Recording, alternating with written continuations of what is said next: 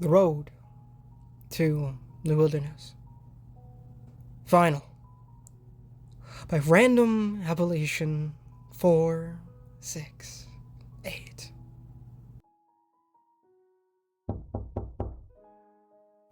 I sat up, rigid, the copy of Gulliver's Travels clenched tight in my hands.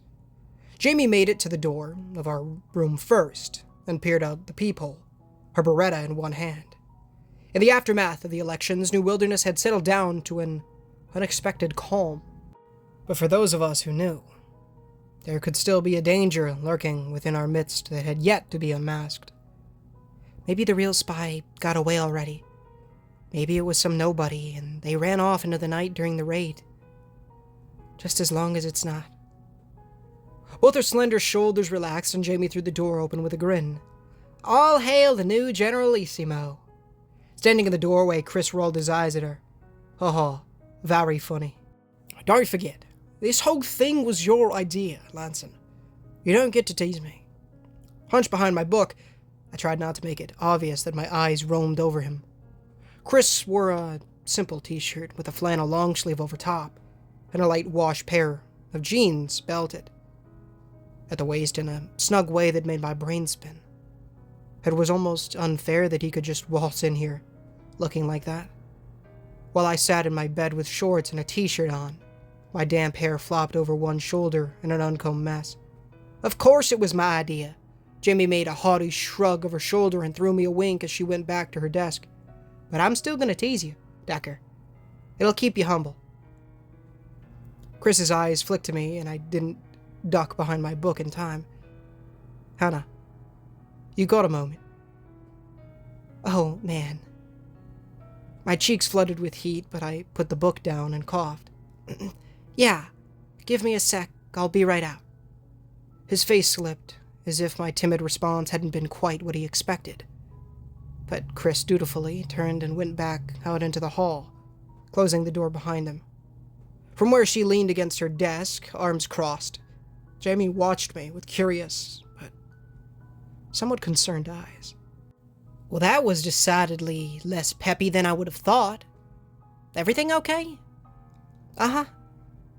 I stuck my feet into my sneakers and tried to keep my hands from shaking as I ran a brush through my hair. How could I still be this nervous around him? If Chris truly was a spy, he could have done something by now to eliminate me or the others. And who could have stopped him? Did I honestly think he was a threat? Or was this more subconscious stalling because I was too afraid to let someone get close enough to see the real me? How can I be sure of anything anymore? Jamie didn't miss my uncertain tone, and her sandy eyebrows arched higher on her forehead. Really, if something's bothering you, I can tell him off. You don't have to go out there. I'm fine, Jamie. I did my best to smile, even though a shiver racked me, more of anxiety than anything else. I'll be back in a little while. With that, I paced to the door and slid out into the hallway. Chris looked up from where he stood against the opposite wall, hands in his pockets, scuffing at the carpet with the toe of his boot. Hi, how are you? Redness tinged his cheeks, and I fought the desperate urge to smile. He was cute when flustered. Like a bashful little boy still lived inside the handsome man who put my mind into a tailspin every time he looked my way. I had to keep a level head about this. Had to be smart, mature, sensible. If Chris was a spy, then I might be the only one in New Wilderness who could expose him, and that required being impartial. All the same, I couldn't draw myself away from those eyes, and the warmth inside flared in happy bursts at his charming smile. Oh, Chris, why did we have to get tangled up in this? Why couldn't we have met in a coffee shop, or a library, or a movie theater? Why here, in a war, with neither of us sure if we can trust the other? Dropping my eyes to the floor, I shuffled on my feet. I'm good. Yourself? Tired. He chuckled and rubbed it at the back of his head. I shook enough hands to build the pyramids tonight. I have a feeling most of them won't like me half as much in the next few months. I nibbled on my lip and turned his words over in my head. Was that some kind of Freudian slip? An admission of guilt? Or was I overthinking things once again? To my own detriment. If he really is the traitor, then the smart thing to do would be to get my gun and... No. No way. I'm not like Carter. I won't do that. So, Chris elbowed the air in the direction of the hallway. I still have your camera if you want it. I swallowed a lump of embarrassment. As soon as those rockets had soared into the sky, I'd left him standing there on the back deck, shoved Chris's gift right back into his hands and ran without so much as a thank you. Sure, it had been a matter of life and death, but I could at least have taken the camera with me. Or better yet, grabbed Chris's hand and pulled him along.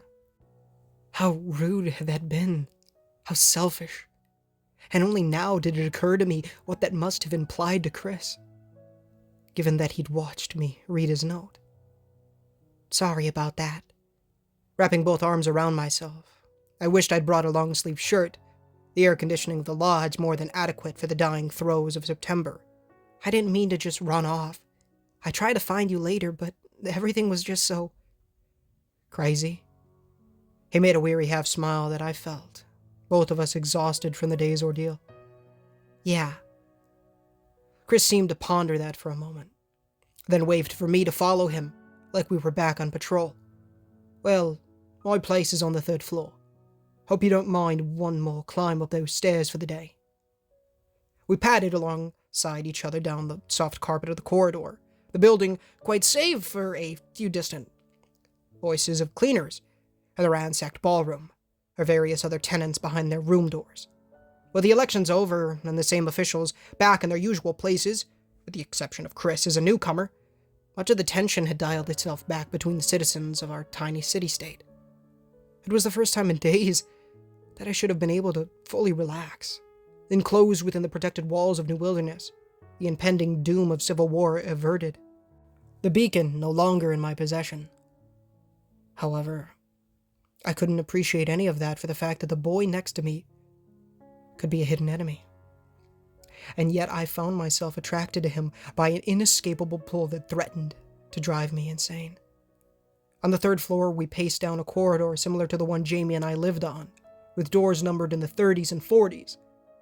As we passed one door, a muffled sound caught my attention, a series of short, grunted cries that repeated over and over in time with some odd wooden thumping. What the heck is going on in there? At my puzzled look, Chris's face contorted into an amused snicker, and he shook his head at the guilty door. Kendra Smith, one of the original crew here at New Wilderness.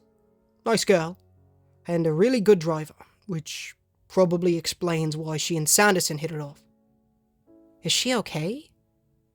I couldn't understand his callous take on what sounded like someone chronically short of breath.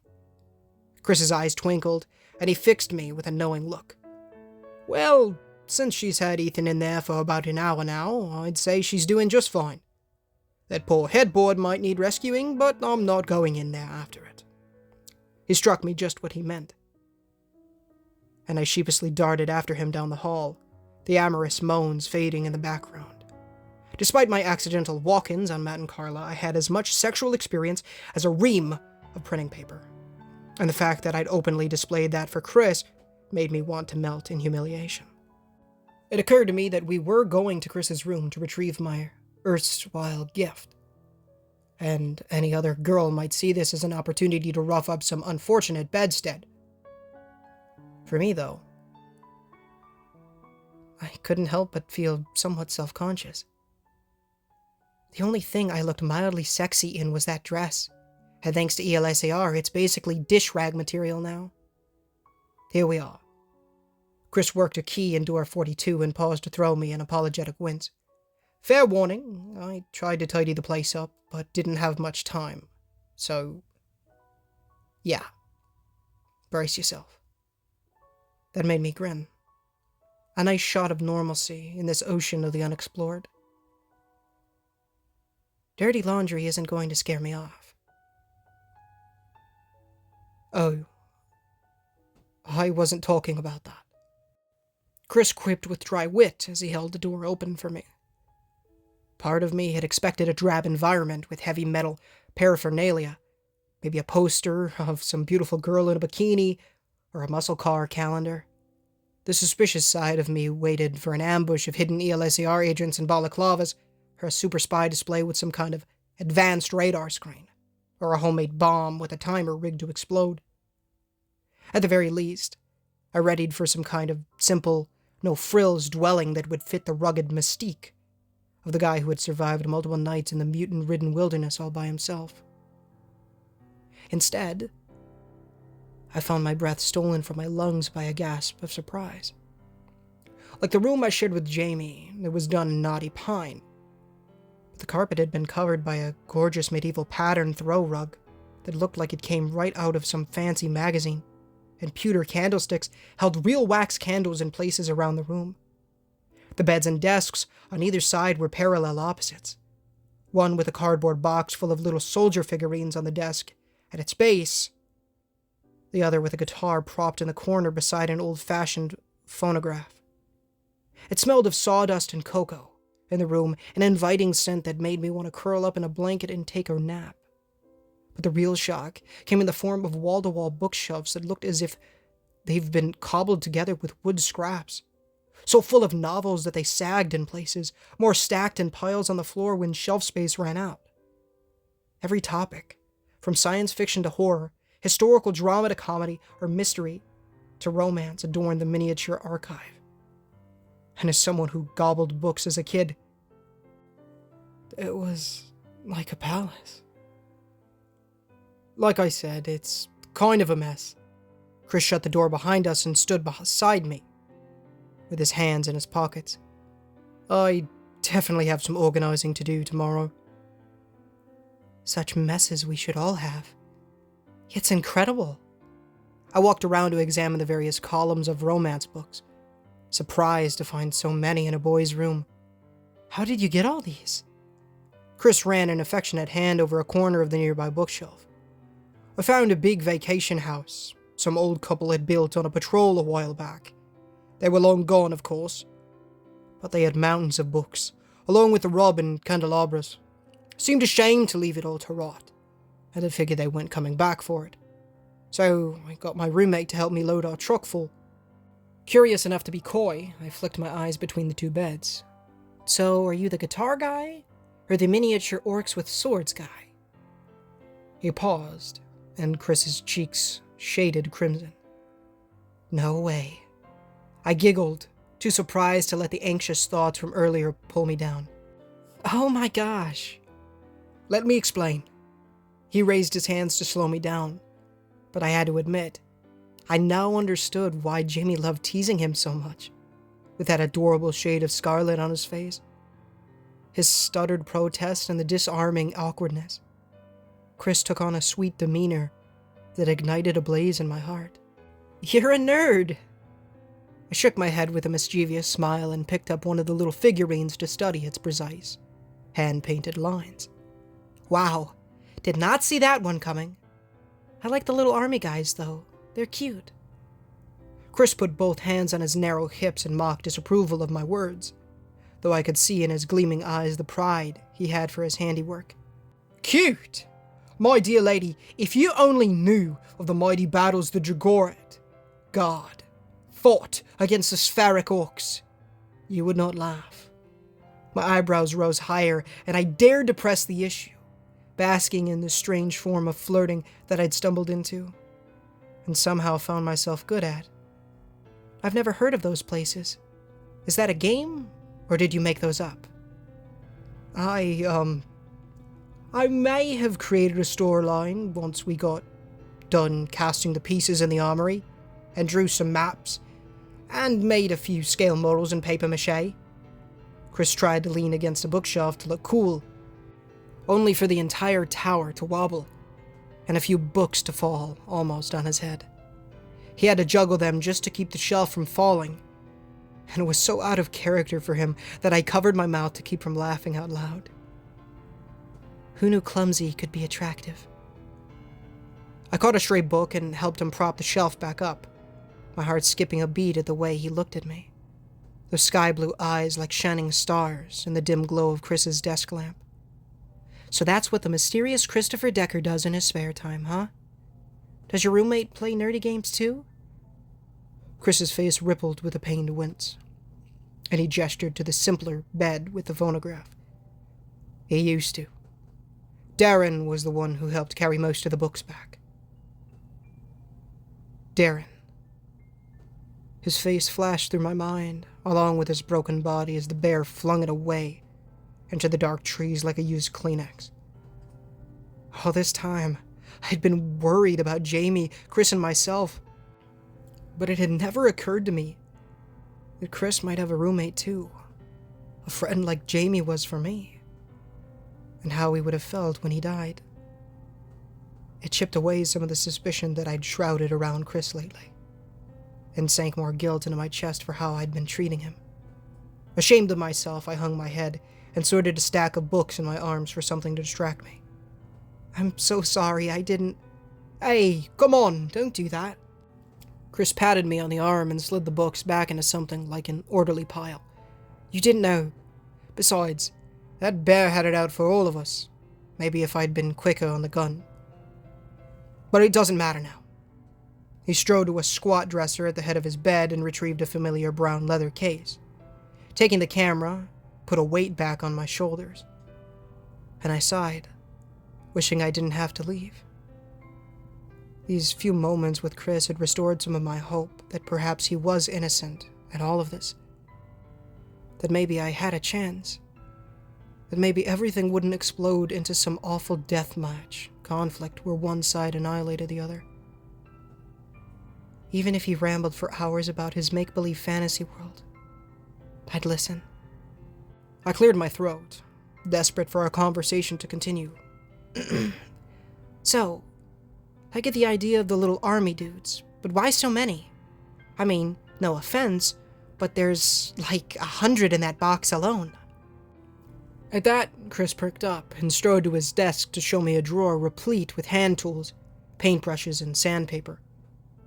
Christmas is coming. We've got dozens of kids here and nowhere to buy toys from. I figure if I can make enough by December, each kid could have a set, and their parents won't have to spend the extra cartridges in the market. My heart turned to mush inside my chest, and I stared at him. You do all that for free? It's not charity if it comes with a price tag. He chuckled at the question, and Chris slid past me to sweep both arms at the books around the room, his eyes alight in a passion that burned brighter than when he'd given his speech at the assembly. All this is going too. I got the green light from Sean to turn the old storage room in the visitor center into a public library. Kids can borrow for free, adults for 1 cartridge a book. What we make can go to paying a teacher, so we can set up a school. Then, maybe we can get together enough instruments for a music program. And... What? Geez, Hannah, if you stare any harder, you'll start drooling. I flushed and looked down at my shoes. My world had been upended once again. In the span of 10 minutes, I'd gone from wondering if I should shoot Chris to wanting to help him build a new society out of his room. I still didn't know if I could fully trust him. But I wanted to try. Even if it meant being vulnerable. Even if it meant letting him get close. Jamie was right. I hefted the camera in my arms. You're going to be good at this government stuff. Maybe someday you'll be running this place. He stepped closer, and something else took over Chris's handsome features. A tentative yearning that sent my already frazzled brain into overdrive. That's not what I want. Oh? Nervousness tightened in my throat, but I refused to look away from him. The camera clutched to my chest. Then what? Chris stopped mere inches from me, the two of us so close I could have leaned forward and touched him. Heavy silence cloaked the air, and my pulse throbbed in my ears. He searched my face, as if I were some kind of map that could reveal long-lost treasure. Look, if I was too forward earlier, I apologize. But I meant what I wrote. You're one of the smartest, kindest, bravest people I know. If it hadn't been for you, both Jamie and I never would have made it back. Whether you think so or not, you're beautiful, inside and out. So, my offer still stands. There is no way this is real. My blood surged, my chest burned with a renewed fire, and butterflies exploded in my stomach. I waited for the punchline, the gotcha moment, but none came. I was the skinny girl from Louisville, a nobody, the camera tripod with legs.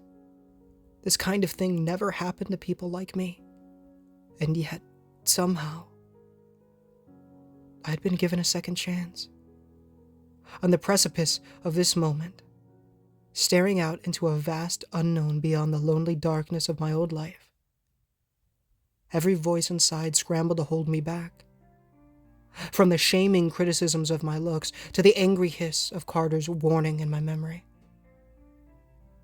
In spite of them all, a new longing called me forward, one I couldn't hold back from as the tide of joy welled up inside like a fountain. Dinner sounds great. I sniffled, my smile so wide it hurt. Chris's face lit up with a stunned but happy grin. Really? Really? Ready to burst in a sensation I didn't know was possible, I beamed up at him, soaked in his gaze and fought the wonderful emotions that threatened to spill over my face. Coffee, dinner, anything. Anywhere you want to go. Awesome. Chris slid a hand into mine and ran his thumb over my knuckles to pour warmth down my spine. But there is one more thing I want. What sort of thing? A momentary spike of unease went through me, and my eyes slid toward his bed. Chris's eyes widened, and he shook his head, mortified. No. That's not what I... It's fine. I breathed a sigh of relief at his reaction and tried not to grimace at the fiery trepidation on my cheeks. I'm just not used to all this. So, if it's not that, then... He paced to the phonograph and pulled a big vinyl record from a paper sleeve, setting it on the turnstile, placing the needle on the fine rings of the black disc. Chris switched it on and turned back to me with a pearly smile. I was hoping to ask at the party, but I never worked up the nerve. Would you like to dance? My glee returned, and I set aside the camera with a modest shrug.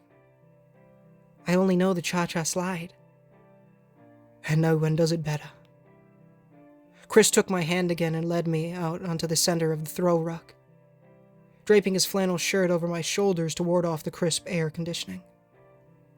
My Oma taught me this one. It's not hard. It's meant to be slow, so we can make a few mistakes. Daring to try, I let him press one hand into mine, the other around my waist, his palm on the small of my back. My other hand went on his forearm, and something about the old-fashioned position felt right. Like we were two marionettes made to dangle from the same strings. Our feet fumbled in the pattern of steps, mine more so than his, but over time we got used to the rhythm, as if our bodies were conjoined at the fingertips. Chris's calloused hand on my back made warmth pool in my core, and I relished how close his embrace brought us. The song that played was a classical piece, with violins and cellos that made me think of a majestic tree growing in some shady garden far away. I'd never been one for such music before, but in that moment it fit perfectly. And we spun like sprockets in a clock, round and round, on that old rug. At some point, I rested my head on his shoulder, and Chris's hand slid out of mine so he could wrap both arms around me, holding me tight to his chest. I pulled my arms in, spread my fingers on the wall of his sateen-covered steel that was his torso, and shut my eyes with a blissful smile. Of all my imaginings, all my nights spent alone, all the time I dreamed of a future someone in my life, this blew everything out of the water. He smelled so good, like the chocolate stand from the state fair, and his soft flannel shirt brushed my skin to send delighted shivers down my spine. I want to die this way. Just the two of us. Happy, old, and gray. I don't need anything else. With this happy sigh, I raised my head just as he lowered his, and our chins bumped into each other. We both turned the color of fire engines, but our eyes locked, and I found myself stuck, unable to move. He was right there, so close. On the inside, I dreaded taking such a leap so soon. But a part of me had been awoken that had never seen the light of day before, and I didn't want to deny it. Shaking, I slid my hands up around his face and tilted his head down to mine. Chris crushed me in his arms, and one hand burrowed into my hair in a gentle yet aggressive tug that lit an inferno in my skull. His lips met mine in a melding of rose petal softness and brought my trembling to a halt. Deep down in my core, the warmth turned from sharp campfire smolders to gooey, erupting lava. A flaming desire that coursed through every part of me from head to toe. Wow. With both eyes shut, I let the tears roll down my face, my heart beating in a new sequence, everything else fading away. I didn't care about the mutants outside the walls, or how far I was from Louisville, or what might come tomorrow. I didn't care about Carter's suspicions of Chris, or the conflict between him and Jamie.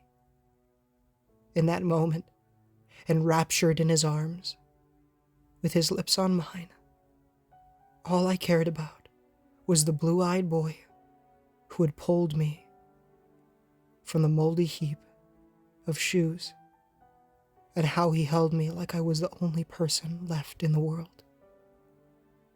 The record player sang to a stop, but we remained on that rug, locked together, hearts beating in sync.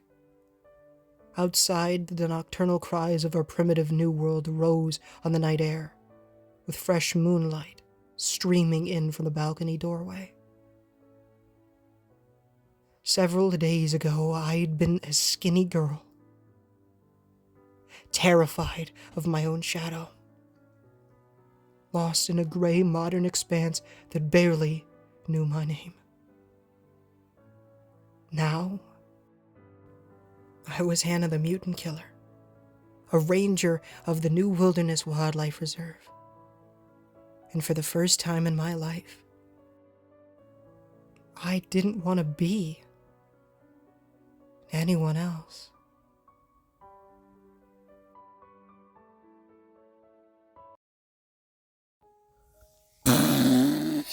Jeez. What's going on, guys? Ninja Gamer here, and thank you so much for listening to the final part of the Road to New Wilderness. If you did enjoy, please feel free to leave a like, as it does help the channel innumerably and does get the gospel into people's feeds, as well as please consider subscribing, as we are trying to hit 1,000 subs by the end of the year. Actually, scratch that, 10,000 subs by the end of the year. If you haven't done so already, please read the $1 million question. It's on screen right now, pinned comment description. If you haven't done so, please read it and make your decision. Be the best decision you ever make. Teaches you about how to go to heaven by firstly repenting of your sins and trusting in the good Lord Jesus Christ with all your heart, mind, soul, and strength, and then building that relationship with the Lord by reading the Holy Bible daily, pray daily, and evangelize to people. It's so great. Also join the Discord. Please do so. It's amazing. As well as please consider, please go check out Random Appellation 468 in the description. The original story link and his Reddit are down there as well. As well as anything else that I decide to put down there, whether it be his New Year link or just something else that he has when a little like update information kind of thing. If I decide to put those down there, if I talk about them.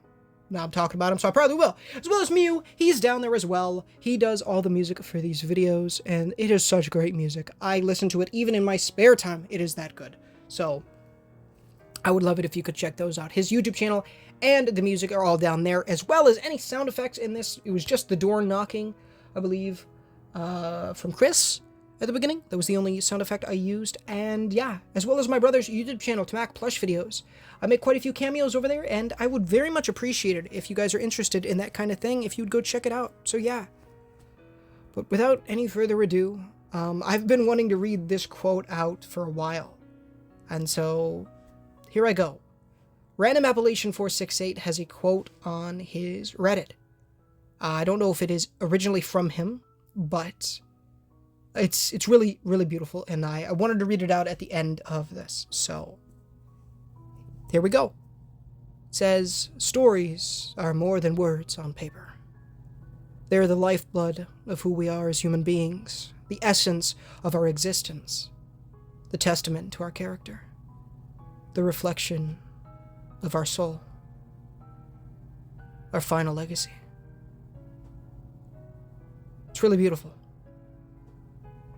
Truly. It's amazing. I can't think of a better way to end this off. This is not the end for those who don't know. It is the ending of Book 1. Book 2 releases January 31st on Reddit. And I will, of course, be narrating it here on the channel as well, because it would be such a disservice not to, and I just love it so much. I couldn't not do that. Couldn't not. Yeah, that works. Could not. Seriously. That's interesting. No, I will definitely... it would be awful if I didn't, and I definitely will, because I do, you know... I know that I don't know. I know, you know, it'll be awesome, and I know Random Appellation loves listening to these, so... Yeah. I don't know, man, I couldn't think of a better way to know, you know, what, the better way to end this book off by Hannah and Chris getting together. Truly, it's amazing. Book 2, though, we're gonna find out who the spy is, I'm assuming. I have my ideas, but I ain't gonna say nothing because, yeah. I'm excited, dude. I'm so excited for Book 2. Oh my gosh. It's gonna be crazy, dude. It's gonna be so crazy. I can't wait. You know, whenever I end one of these giant series and I get really, really into it, just like the one, I'll link the playlist in the description, as I did in the last video, but a former stalker's been texting me. That one ended amazing, but it was also very bittersweet because it ended. And, man,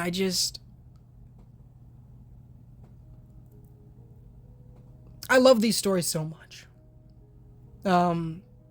They're truly some of the best I've ever read. And I've been listening to horror stories for a long time.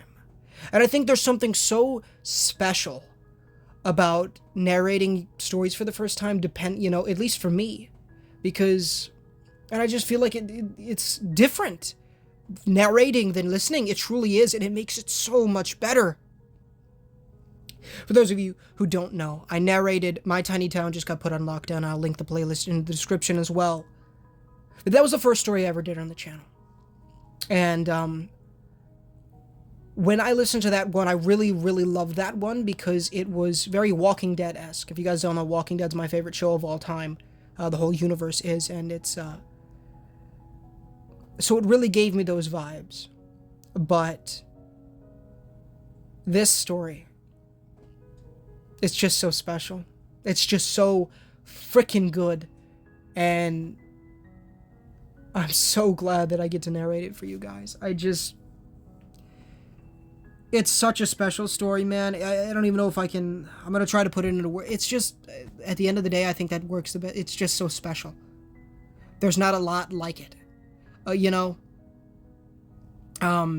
I've done over 100 stories at this point, at least parts of stories, and it's simply put, at the end of the day, just something that is so special. A series that I love so dearly because it's so amazing. There's just so much to it. The action, the romance, the horror aspects, the in-depthness that goes into this, the amount of thought and creativity that comes from this story is just absolutely mind-blowing. I mean, it's so thorough, right? There are things that everything is accurate, even to real world stuff, like stuff about the boats and about guns, the Kalishnikovs, and everything that you talk about, that you hear me talk about in this story. It's all there. And that's one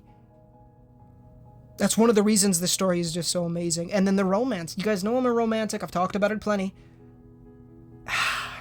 This was just a beautiful love letter to Chris and Hannah, and I just absolutely love it. Normally, and I do kind of apologize for talking a little bit long, but at the same time, whenever I end a story, I usually do talk for quite a while. I did with the ending of A Former Stalker Has Been Texting Me. Talked about a lot about it, and so, yeah. So I'm gonna do it with this one as well.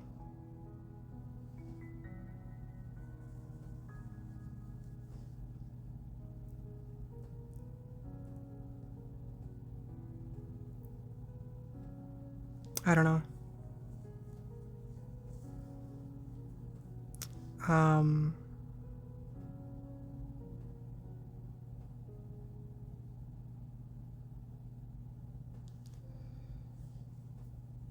It's just such a good story. Sorry if I was getting random. I was looking through the comments on the post because, I don't know, I always try to really read those. I really like them. I like what other people have to say, and other people love this story just as much as I do.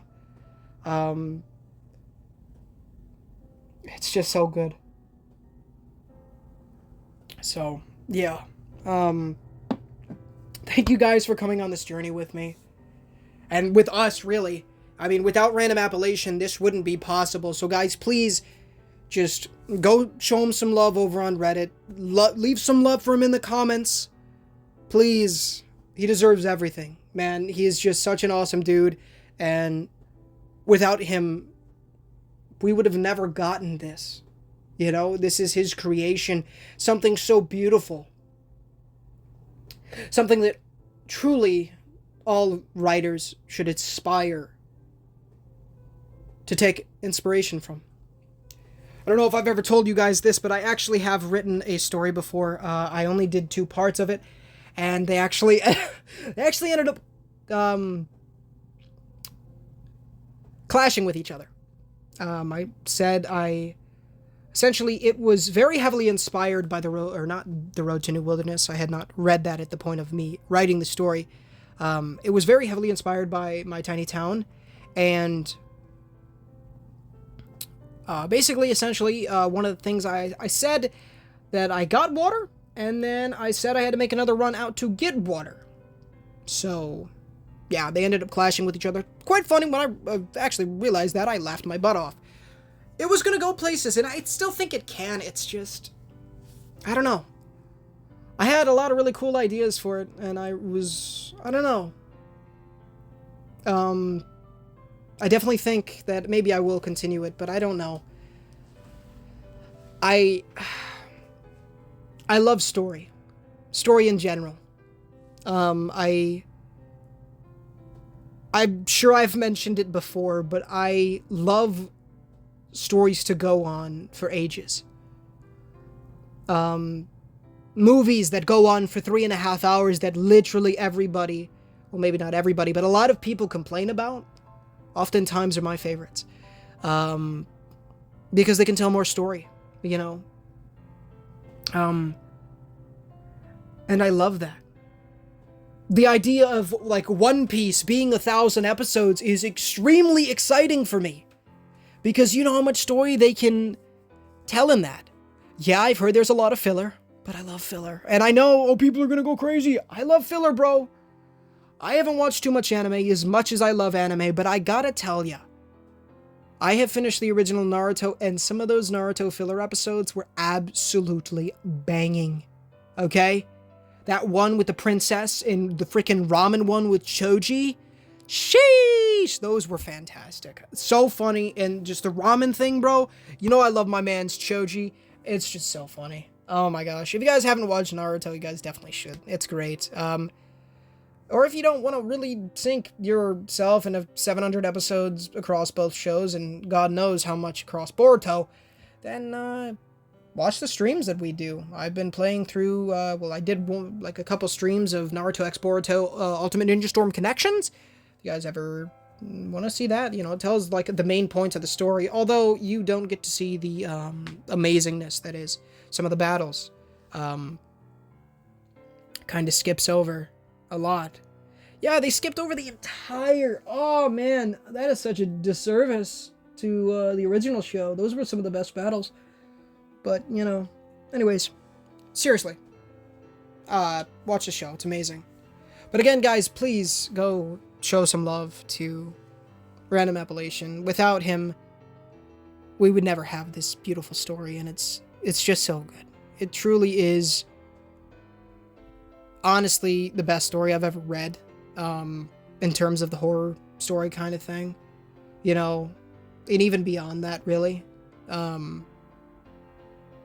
It's amazing. One of the best, really, books that I've ever read.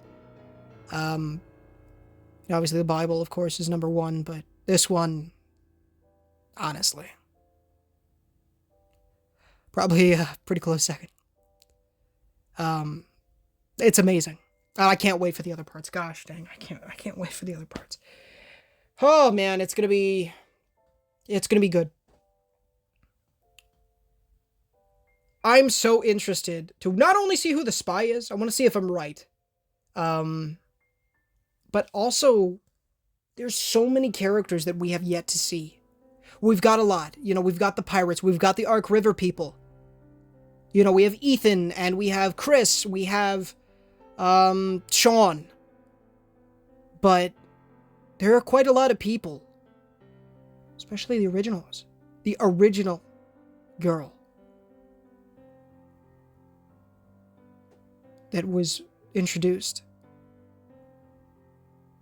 And then oh, guys, if you have not read everything about this series, please do so. It'll make it even better. I think if you've only listened to The Road to New Wilderness, you gotta go back and watch the rest. You know, this story is so much more than a story. Stories are more than words on paper. Straight up out of the quote.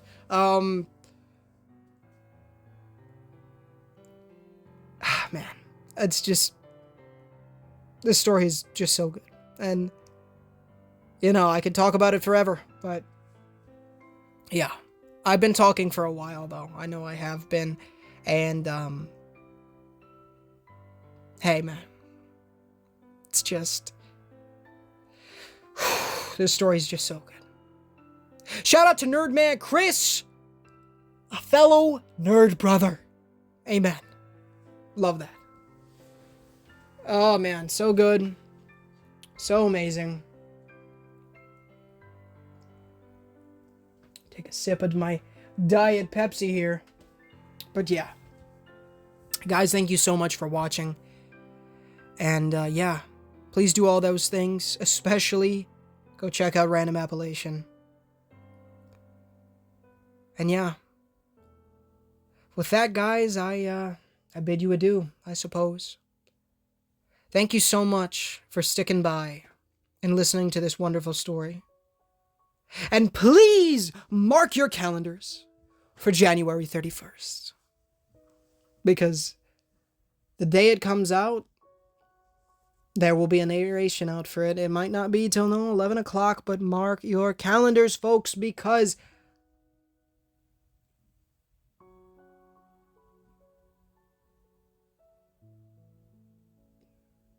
creepy scratching. Peculiar. Mark your calendars. Because it's coming. It is coming. That scratching is actually kind of creepy. Anyways. Yeah, no. I'll be protected. I'm protected by the Lord. Amen. So yeah, we're doing good. It's going to be great. Thank you guys so much. Mark those calendars. And also stay tuned for other stuff coming out. I believe the next thing coming out is going to be another series. One that is not, unfortunately, from Random Appellation, but from a former author on the channel. Our own 02321. Gonna be doing a really cool story that I can't wait to do. So, it's gonna be a little different. I don't know how it's going to be done. But, well, I know how it's going to be done, but I don't know. I hope it is, I believe it will be good. I know it will be good, definitely. 02321, for those who don't know, is the one who created the awesome story that is, There's Something Really Wrong with My Apartment Building. Man, I love playing the villain in that story. I forgot about that. That was a good one. But compared to the 3-parter that one is, I believe this one's like a 40-parter. Could be wrong. All I know is long. All I know is it's extremely long, and I can't wait to do it. Yeah, in the meantime, I'm also going to be searching for other stuff. And if you guys have happened to write a story and want to hear it narrated, Discord, send me a DM and send me the link, and I'll be happy to read it through and do all that great stuff. Truly, that would be awesome. So, yeah. All right. I'm going to let you go. Please go give Random Appellation some love. He truly deserves every single bit of it.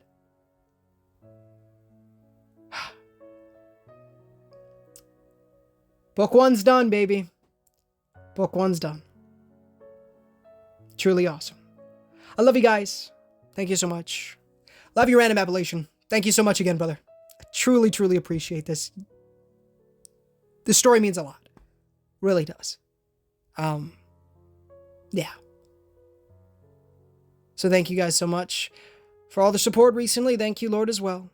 So thank you guys, and thank you, Lord. And I will talk to y'all tomorrow with, I suppose, the 02321 story. It's going to be good. Stay tuned. I love you guys. And as always, I hope you enjoyed today's story. But what do I say? I'm trying to think. Alrighty. But until next time, guys, for the final time of the road to New Wilderness, this is Ninja Gamer, signing off.